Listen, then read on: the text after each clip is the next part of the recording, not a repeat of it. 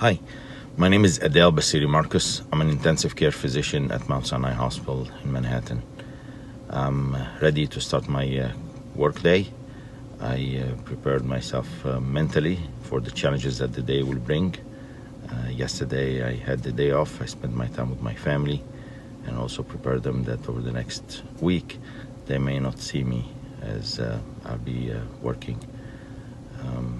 Even though we live in the same house, they get used to me leaving before anybody is up and coming home long after their bedtime. But I'm ready to take on the challenges of today, which every day is different challenges. I'm preparing myself for that. Got report from overnight team on my patients. Definitely challenges continues, ups and downs. Takes a long time for people to get better, and often we see setbacks. Definitely it's a challenging disease to all of us. I'm ready now to start rounds and see what we can do. Just finished rounds. We have a lot of sick patients, multi-organ failure, few patients getting better, and even fewer patients can leave the ICU. But a lot of patients go from they have good days and bad days, and often up and down, and then when they are down, they are worse than before. Definitely challenging.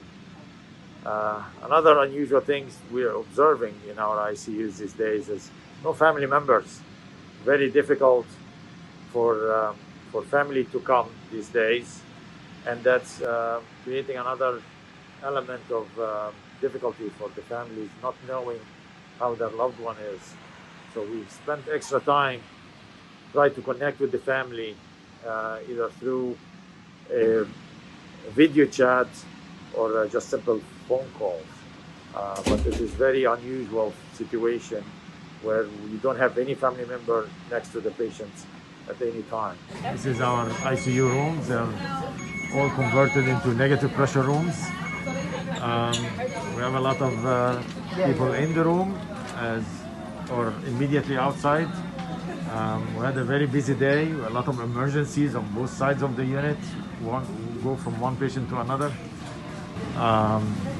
Interestingly, a lot of our patients are young with no past medical history, unlike the common knowledge that it only affects older patients with a lot of comorbidities. That's not really what we're observing here.